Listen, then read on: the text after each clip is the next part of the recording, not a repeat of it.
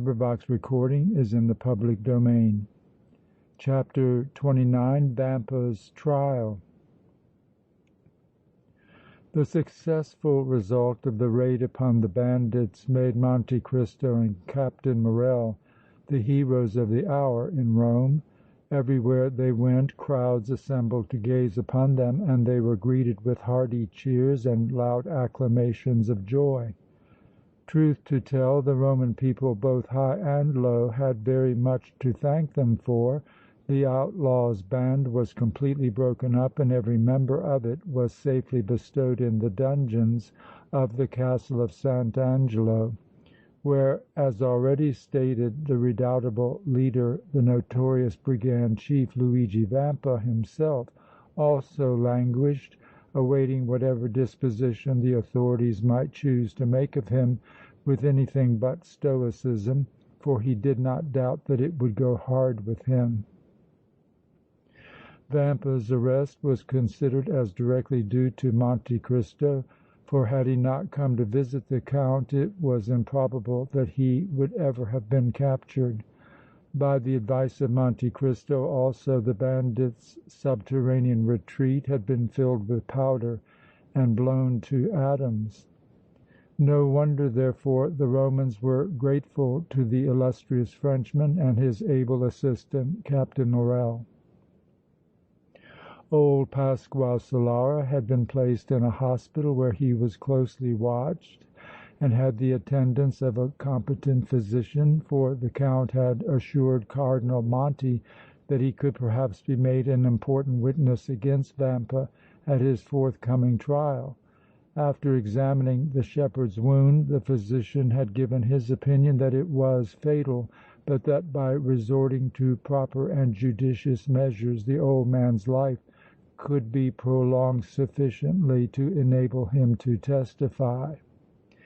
Valentine was much affected when she heard from Zuleika's lips the story of her seizure by the brigands and her imprisonment in the dark, damp cell of their cavern fastness, but her emotion was tempered with joy that her beloved friend had escaped with no other injury than the shock resulting from her fright and natural apprehensions.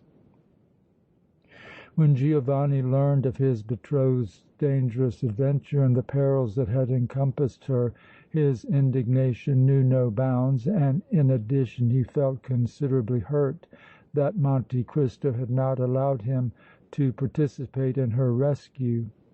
The Count and his daughter, however, succeeded in calming him and in convincing him that all had been done for the best.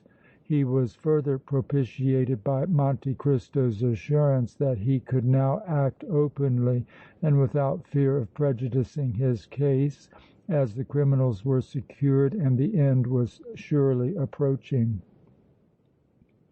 Cardinal Monti decided that Vampa's trial should take place within a week and that the first charge investigated should be that relating to the abduction of Annunziata Solara and the conspiracy against the Viscount Massetti. This decision was brought about by the influence of the Count of Monte Cristo, who represented to the Papal Secretary of State the importance of utilizing the testimony of old Pasquale Solara while he was yet in a condition to give it. The Count resolved to make a final effort to convince Annunziata Solara of Giovanni's innocence, though he had determined to employ her evidence in any event, trusting to the lawyers and the court to extract such admissions from her as would tend to show that she was mistaken in regard to the identity of her abductor. He knew the former flower girl was conscientious and firmly believed in her theory, but still he was not without hope that she might be led to see matters as they really were. Besides, if her father should see fit to confess, she could not fail to be convinced of Vampa's guilt, and in that case the expression of her conviction would be of the utmost value. In pursuit of his plan, Monte Cristo at once communicated with Madame de Rancogne at the refuge in Civita Vecchia, begging her to bring Annunziata to Rome without an instant's delay. She promptly responded by appearing at the Hôtel de France with her protégé, and the Count arranged an interview between the latter and young Massetti in his salon. When Annunziata, accompanied by the Superior of the Order of Sisters of Refuge, entered the apartment and found Giovanni waiting for her there, she flushed deeply and began to tremble. "Courage, my poor child," said Madame de Rancogne, soothingly, "courage." "Sister Annunziata," said the Count, who was also in the salon, "have no fear. All we wish in this peculiarly unfortunate matter is to get at the truth. Hear what the Viscount has to say in his own behalf. That is only justice." The flush on the girl's handsome countenance was succeeded by an ashen paleness, but she eventually managed to obtain control of herself. Casting down her eyes, she said: "I will hear what the Viscount Massetti has to say, but he will not, he cannot deny his shameful and dishonorable conduct towards me." Giovanni, hardly less affected than the girl who supposed herself his victim, advanced to her and took her hand. She did not refuse to let him hold it in his, but studiously refrained from looking him in the face. "Annunziata," said Massetti, humbly, "I do not deny that my conduct towards you in the past was altogether reprehensible and unpardonable. I do not deny that circumstances so shaped themselves that I was made to seem a wretched, despicable criminal in your eyes. But, Annunziata, I stopped short of actual guilt, and as Heaven is my witness, I had no hand either in your abduction or the horrible events that accompanied and followed it. This I swear, and this is God's truth." Annunziata lifted her eyes and gave him a searching glance. "I understand your anxiety to clear yourself," she said, slowly. "With a stain on your name you cannot marry the Count of Monte Cristo's beautiful daughter." It was a keen, cutting thrust and made Giovanni wince, but he recovered himself instantly.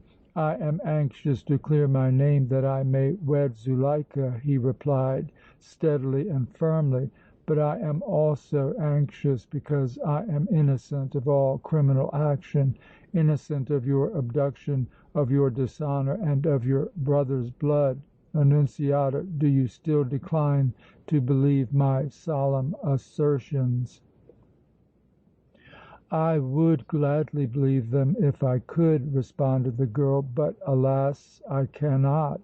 I saw your face when your mask fell from it that dreadful night in the forest.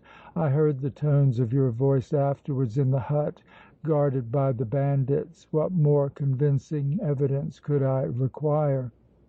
"You were mistaken, Annunziata, you were fearfully mistaken!" cried the young Italian, overwhelming despair seizing upon him and crushing the hope in his heart. He could not convince the former flower girl, he could not even shake her convictions. He had failed with her as Monte Cristo had previously failed at the refuge in Civita Vecchia. Up to this time he had continued to hold Annunziata's hand, but now he dropped it as if it had been some venomous serpent. Annunziata was deeply affected, but her emotion arose from an altogether different cause. She felt her shame and disgrace and was, besides, horrified at the idea that she had once hung upon the honeyed words of such a scoundrel as, in her view, the Viscount Massetti had proved to be. Monte Cristo was now thoroughly satisfied that Giovanni could effect nothing with Annunziata and that a further prolongation of the interview would only be fraught with additional suffering for both the girl and young Massetti. He therefore requested Madame de Rancogne to take her protégée to her apartment, and when they had quitted the salon, said to the Viscount: "We must trust this girl to the lawyers and judges, Giovanni. They, perhaps, may be sufficiently shrewd to shake her testimony even should old Solara elect to maintain silence on the subject that vitally concerns us." At the appointed time the trial of Luigi Vampa began in the Judgment Hall of the Vatican, which was crowded to its utmost capacity, both men and women being present and striving to push forward so as to obtain a glimpse of the notorious brigand chief and of the first witness, Annunziata Solara.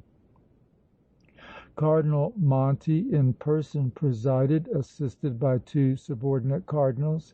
In the portion of the hall railed off for the use of the bar sat Monte Cristo and the Viscount Massetti with their lawyers, the best and most acute advocates in Rome, while just without the rail were M. Morrel and Espérance, the latter having come from Paris expressly to attend the trial, though at his request his testimony was not to be demanded of him. Just within the rail and close beside Maximilian and the son of Monte Cristo, Valentine and Zuleika were seated, both closely veiled. Near them sat Madame de Rancogne and the unfortunate Annunziata Solara, clad in the dark gray habits of the Order of the Sisters of Refuge, their white faces plainly visible beneath the nuns' bonnets of spotless linen they wore. Peppino sat beside the Count. There was a low murmur of conversation in the judgment hall as the audience discussed the probable issue of the trial and expressed diverse opinions, though all were agreed that whatever might be the decision of the court in regard to the abduction and conspiracy, Luigi Vampa would not escape punishment for the crimes he had committed in his capacity of chief of the bandits. Presently Cardinal Monti arose, magnificent in his princely apparel and glittering jewels, waving his hand for silence. His gesture was instantly obeyed, and the entire hall grew still as death. Then the Cardinal resumed his seat on the judicial bench and, turning to the clerk of the court, commanded him to proclaim the session opened. This was done, whereupon the Cardinal said, in a voice distinctly audible in all parts of the vast apartment, "Bring in the accused."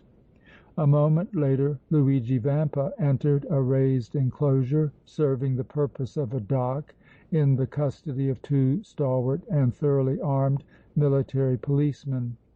His face was ashen, but he glanced about him nonchalantly and defiantly.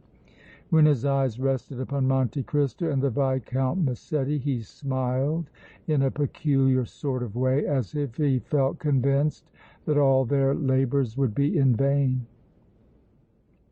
Suddenly he saw the two gray-robed women in their linen nuns' bonnets, starting slightly as he recognized Annunziata Solara, but otherwise evincing no emotion.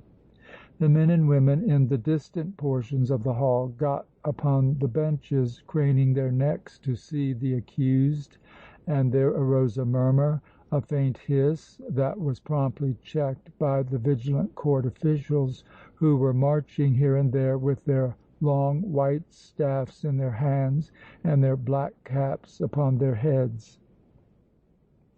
Then Cardinal Monti again arose, speaking in a deep, impressive voice.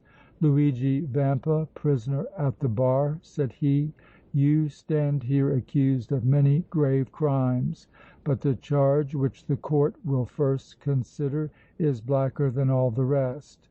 That charge, Luigi Vampa, prisoner at the bar, is that you abducted and afterwards seduced a peasant girl named Annunziata Solara, and in collusion with her father, Pasquale Solara, conspired to throw the onus and suspicion of your crime upon an innocent man, the Viscount Giovanni Massetti. What say you, Luigi Vampa, prisoner at the bar? Are you guilty or not guilty?" "Not guilty, Your Eminence," responded the unabashed brigand chief. At this there was another murmur in the hall, which was promptly suppressed as before. "Accused, you can take your seat," said the Cardinal. Vampa did as directed, the policemen remaining standing at his sides with drawn swords in their hands. "Let the first witness be called," said the Cardinal, addressing the clerk of the court. That official arose and called out in a loud voice, "Annunziata Solara!" The former flower girl came forward slowly and timidly and went upon the elevated witness stand, where the accustomed oath was administered to her by the clerk. Again there was a general craning of necks, the women showing the strongest anxiety to behold the girl who was said to have been Vampa's victim. In a low, faltering voice Annunziata proceeded to give her testimony. She repeated her sad story precisely as she had done before, entirely exonerating the bandit chief and throwing the whole weight of the crime upon the shoulders of the Viscount Massetti. This was the reverse of what the audience had expected, and the murmur of surprise was universal. The prisoner glanced at Monte Cristo and Massetti with a radiant look of triumph. The Viscount's lawyers then took the witness in hand, but shrewd and able as they were, they utterly failed to make her swerve even a hair's breadth from her evidence. She returned to her place beside Madame de Rancogne, confident that she had done her duty and uttered not a single syllable that was untrue. Peppino followed her. He repeated almost word for word the details he had given the Count of Monte Cristo in Paris. His recital was so vivid, so circumstantial, that it made a wonderful impression both upon the court and the audience. When he spoke of old Pasquale Solara's infamous sale of his beautiful daughter to Luigi Vampa, the male auditors could scarcely restrain their indignation, and the women fairly screamed with horror, the utmost efforts of the court officers being required to force them into anything like quietude. Another sensation was caused by Peppino's exposure of the nefarious conspiracy by which the innocent young Viscount was brought and kept under the suspicion of murder and abduction. When he concluded his narrative and quitted the witness stand, he and Vampa exchanged glances of bitter and vindictive hate, and it required all the strength of the policeman in charge of the prisoner to keep him from leaping from the dock and attempting to take summary vengeance upon the fearless and outspoken witness. The Viscount Massetti now took the stand. He gave the full history of his acquaintance with Annunziata Solara, from the meeting in the Piazza del Popolo to the encounter with Vampa in the forest and the administration of the oath of silence, speaking with such evident sincerity and feeling that his testimony acquired additional weight thereby. The brigand chief watched him closely, listening to his testimony with a contemptuous smile. When the young Italian returned to Monte Cristo and resumed his seat, his pale visage was a mass of perspiration and great agitation had possession of him. "Call Pasquale Solara," said the Cardinal to the clerk, after referring to a paper upon the desk in front of him. "Pasquale Solara!" cried the clerk immediately. There was a stir in the audience, and 4 soldiers of the Swiss Guard advanced towards the judicial bench, bearing a stretcher upon which was extended the emaciated form of the aged shepherd. As her father was born pastor, Annunziata uttered a cry and arose to go to him, but Madame de Rancogne gently pulled her back into her chair, whispering to her that he was in the custody of the court and that she could only see him after the trial was concluded, when the requisite permission would be obtained for her.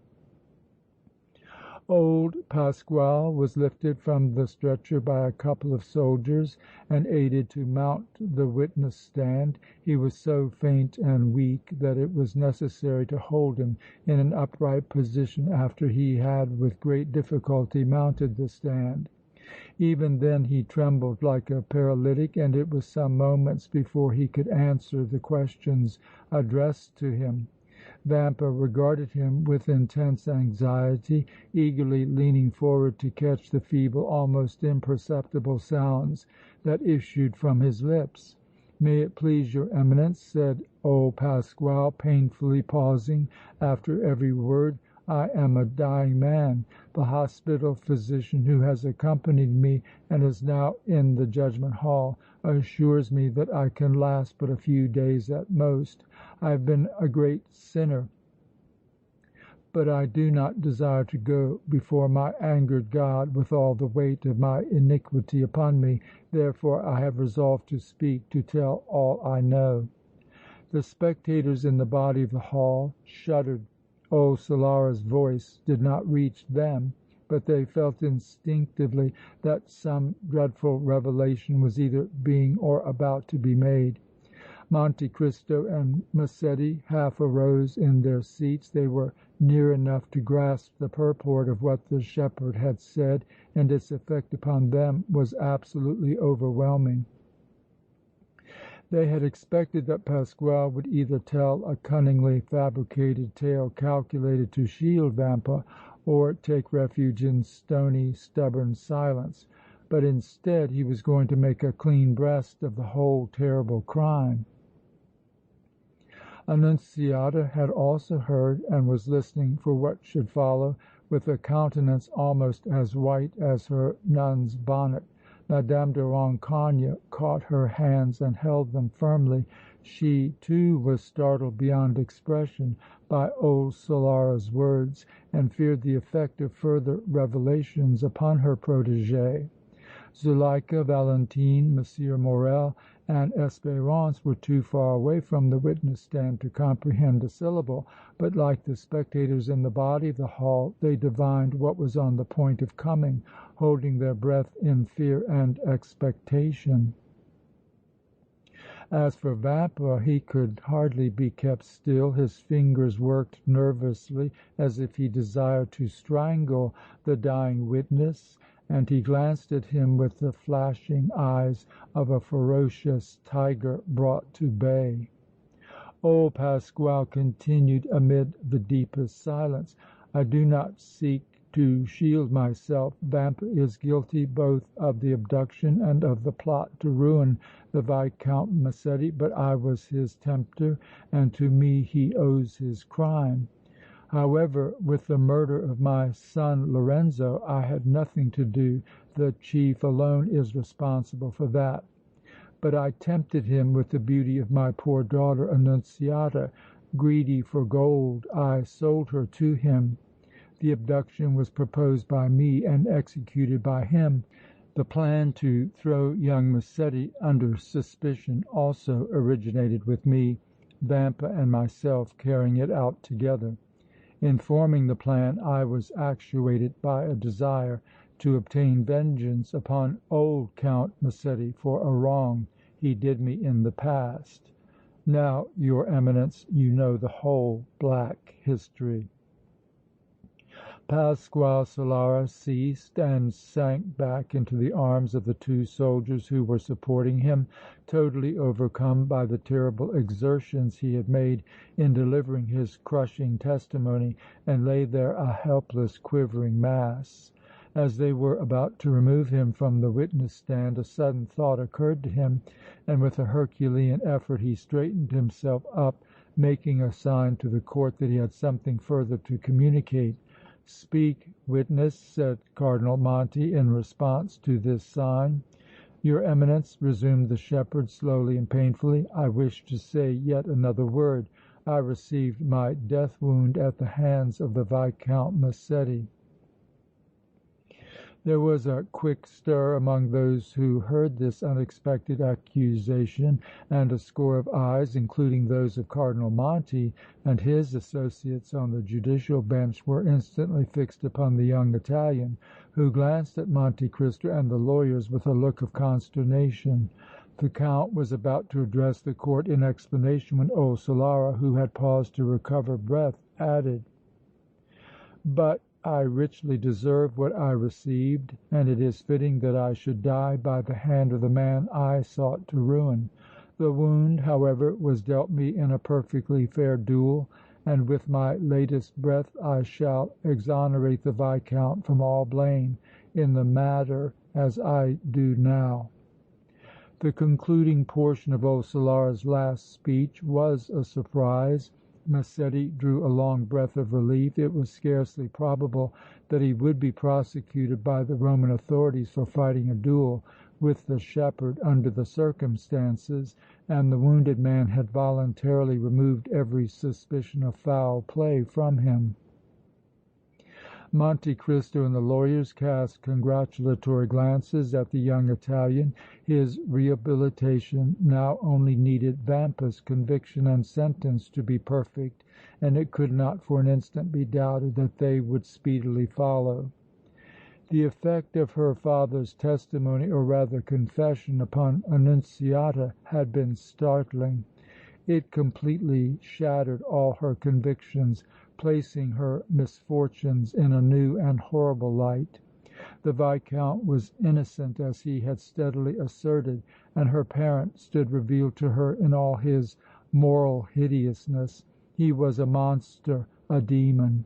He had made his fearful revelations only when death was upon him and reparation was impossible. Besides, there was nothing noble or elevating about his remorse. It was thoroughly characteristic of the man, altogether selfish, induced solely by the fear of consequences in the world to come. Annunziata felt as if all faith in humanity had been withdrawn from her, and as she gradually realized the full meaning of her father's words, she closed her eyes and with a gasp sank fainting into the arms of Mme. de Rancogne, who, hardly less shocked and surprised than the poor girl herself, used every effort to revive her, finally succeeding. In the little group consisting of Zuleika, Valentine, M. Morrel and Espérance, uncertainty prevailed for some moments. They had been unable to catch what old Solara had said, to glean more than a general idea that his testimony had been against Vampa.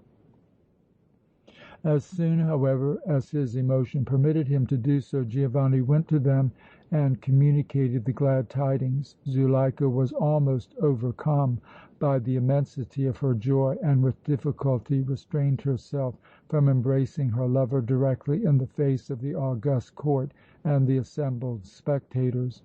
Valentine was ready to weep with delight, and her husband felt as much triumph as if he had won a decisive victory over the combined enemies of France. As for Espérance, he was both enraptured and ashamed.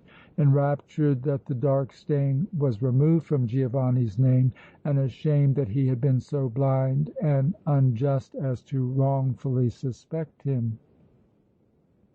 When the gist of Pasquale Solara's evidence was whispered around among the audience, the court officers were powerless to suppress the expressions of horror and enthusiasm. Had the shepherd not been closely guarded by the soldiers, he certainly would have been torn to pieces and trodden under foot, so great was the tide of popular indignation against him. At last, however, the tumult subsided, and Cardinal Monti, addressing the brigand chief, said: "Luigi Vampa, prisoner at the bar, you have heard the testimony. What have you to say in your defence?" Vampa, forced to his feet by the policeman, replied doggedly and sullenly: "Nothing." Cardinal Monti then turned to his associates on the judicial bench, and a brief conference ensued, after which he arose and, facing Vampa, said solemnly: "Luigi Vampa, prisoner at the bar, the judgment of the Papal Court is that you are guilty. first, of the murder of Lorenzo Solara, though as he attacked you, the crime has been placed in the second degree; second, of the abduction of Annunziata Solara; and third, of conspiracy to indelibly blacken the character of a worthy Roman nobleman, the Viscount Giovanni Massetti. Luigi Vampa, prisoner at the bar, the sentence of the Papal Court is that you be taken hence back to your dungeon in the Castle of Sant' Angelo, there to undergo solitary imprisonment for life. As this sentence renders it unnecessary to proceed to an examination of the other and less important charge against you, that of robbery on the public highways and of maltreating your captives, your trial is now at an end. Luigi Vampa, prisoner at the bar, may God have mercy upon you and bring you to repentance and ultimate salvation." Cardinal Monti resumed his seat amid loud murmurs of applause and satisfaction. When these died away, the clerk declared the court adjourned, the convict was removed and the audience slowly dispersed. Madame de Rancogne and Annunziata Solara immediately returned to the refuge in Civita Vecchia, where the poor girl lay prostrated for many weeks. After his confession of his infamous deeds, she had no further desire to see her despicable and degraded father. Monte Cristo and his party rode joyously back to the Hôtel de France in the Count's barouche. That evening no happier persons existed upon earth than Giovanni and Zuleika. End of chapter 29.